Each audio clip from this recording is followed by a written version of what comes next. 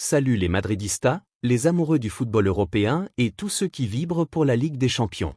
On est là, le cœur encore serré, la colère qui monte, parce que ce qui s'est passé hier soir au Santiago Bernabéu dépasse le simple cadre d'un match de foot. Scandale au sommet, le Real Madrid crie au vol après son élimination face au Bayern Munich. Une défaite 1-2 en quart de finale aller qui laisse un goût amer, des décisions arbitrales qui font hurler tout le Bernabéu, et un sentiment partagé par tout le madridismo. On nous a volé quelque chose ce soir. On va tout reprendre depuis le début, avec les faits, les images, les déclarations, les stats, sans filtre, sans langue de bois, pour comprendre exactement ce qui s'est joué et pourquoi le Real Madrid a toutes les raisons de crier au scandale. Accrochez-vous, cette vidéo va durer un bon moment, on va rentrer dans les détails, dans les coulisses, dans les émotions. C'est du lourd. On est le 7 avril 2026, au Santiago Bernabéu.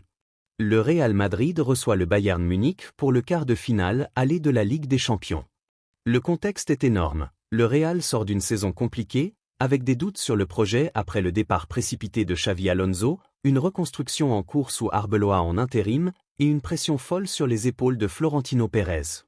En face, le Bayern est en pleine forme, avec Harry Kane en feu, Michael Olise qui fait des étincelles, et une équipe qui joue avec une intensité folle. Le Bernabéu est plein à craquer, l'ambiance est électrique, les ultras prêts à pousser comme jamais. Tout le monde s'attend à un match de titans, à une bataille tactique et physique. Le match commence sur les chapeaux de roue. Le Real essaie d'imposer son rythme, avec Mbappé et Vinicius qui cherchent les espaces. Mais très vite, le Bayern montre les dents. Avant la mi-temps, Luis Diaz ouvre le score sur une action où le Real commet des erreurs défensives. Le but est validé, mais déjà là, certains supporters commencent à grincer des dents sur des fautes non sifflées dans la construction. Puis Harry Kane double la mise juste après la pause. 2-0 pour le Bayern.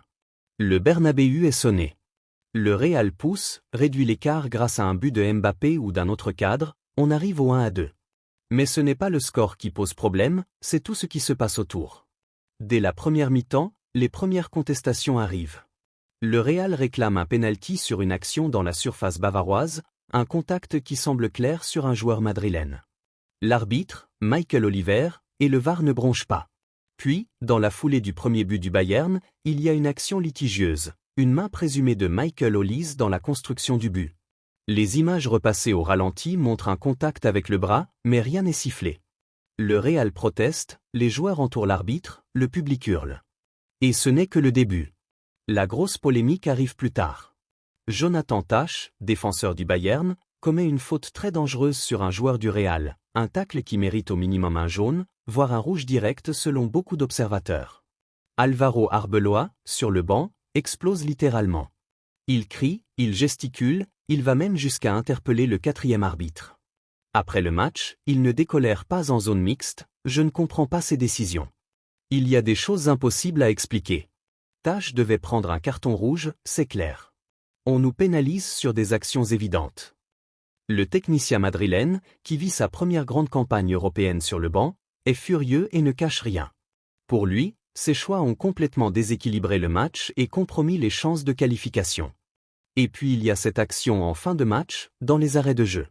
Michael Olise pénètre dans la surface du Real, Álvaro Carra le pousse par derrière. C'est un pénalty évident pour beaucoup d'experts, y compris d'anciens arbitres allemands qui l'ont reconnu après coup. Oliver laisse jouer, le VAR n'intervient pas. Les joueurs du Bayern protestent à leur tour, mais cette fois c'est le Real qui se sent lésé sur d'autres phases. Le sentiment général au sein du vestiaire madrilène, on nous a volé au moins un pénalty, un carton rouge et plusieurs fautes non sifflées qui ont cassé notre rythme. Les stats du match sont parlantes. Le Real a eu la possession, a créé des occasions, a touché plus de ballons dans la surface adverse, mais les décisions arbitrales ont semblé peser lourd. Le Bayern a été clinique sur ses contres, mais le Real estime que sans ces erreurs d'arbitrage, le score aurait pu être différent, voire inversé. Après le match, les réseaux sociaux explosent. #Robry trending chez les fans du Real, des montages vidéo tournent en boucle montrant les actions litigieuses. Même des médias espagnols comme Marca ou AS parlent de « décisions incompréhensibles » et de « vol manifeste ». Florentino Pérez, qui suit tout de près, n'a pas fait de déclaration officielle immédiate, mais l'entourage du club laisse filtrer une grande frustration. Le Real Madrid a l'habitude des grandes batailles européennes, mais cette fois le sentiment d'injustice est particulièrement fort parce que l'équipe était en position de rivaliser, voire de dominer par moments. Arbeloa, dans sa conférence d'après-match, a insisté « On doit rester concentré pour le retour à l'Allianz Arena, mais on ne peut pas ignorer ces décisions.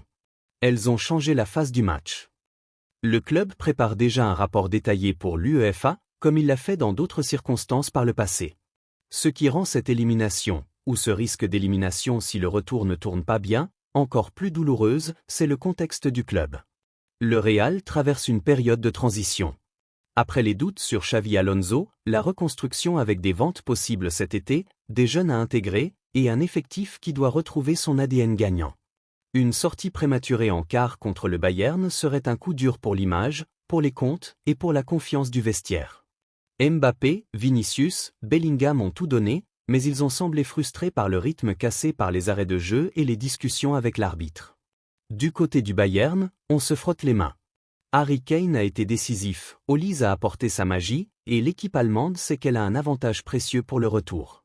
Mais même chez eux, certains reconnaissent que l'arbitrage n'a pas été parfait des deux côtés. L'ancien gardien Oliver Kahn a d'ailleurs mis en garde, le Real viendra à Munich avec la rage, ils vont tout donner pour renverser la situation. La rivalité entre ces deux clubs est historique, pleine de matchs épiques, de remontadas, de controverses passées. Cette fois, c'est le Real qui se sent dans le rôle de la victime. Techniquement, une pelouse ou des conditions de jeu n'ont pas été pointées du doigt ici, mais plutôt des fautes, des mains, des cartons non donnés et un penalty oublié.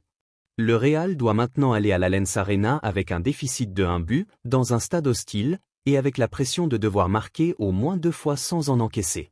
C'est faisable pour le Real Madrid, on l'a vu tant de fois, mais le goût amer de ce match a les risques de hanter les joueurs. Au-delà du résultat, cette affaire relance le débat éternel sur l'arbitrage en Ligue des Champions. VAR trop interventionniste ou pas assez? Arbitre sous pression face aux grands clubs? Influence des grosses institutions? Le Real Madrid, souvent accusé par ses rivaux d'être favorisé en Europe, se retrouve cette fois dans le camp des lésés, et ça fait du bruit. Alors, Madridista, qu'est-ce que vous en pensez vraiment? Est-ce que le Real a été volé sur ses décisions, ou est-ce que le Bayern a simplement été plus efficace? Arbeloa a-t-il eu raison de s'emporter publiquement? Michael Oliver a-t-il été à la hauteur ou a-t-il influencé le match? Le Real peut-il encore renverser la situation à Munich? Et plus globalement, est-ce que ces polémiques arbitrales finissent par nuire à l'image de la Champions League? Balancez vos avis sans filtre dans les commentaires, débattez, partagez vos analyses des actions litigieuses, dites-moi si vous avez vu les mêmes images que moi. Likez si vous êtes Real jusqu'à la mort et si cette injustice vous met en rage. Abonnez-vous et activez la cloche pour ne rien rater des analyses longues et détaillées sur le Real Madrid, la Ligue des Champions et tout ce qui fait vibrer le football. Le retour à l'Allianz Arena s'annonce brûlant. Le Real Madrid n'est jamais mort, et l'histoire de ce club est faite de remontadas légendaires. Mais ce soir, au Bernabéu, le sentiment de vol est bien réel. Merci d'avoir suivi cette longue vidéo jusqu'au bout. On se retrouve très vite pour le débrief du match retour et pour continuer à défendre les couleurs blanches. À la Madrid y nada más. Je vous lis en bas, allez-y, exprimez-vous. À très vite, crack.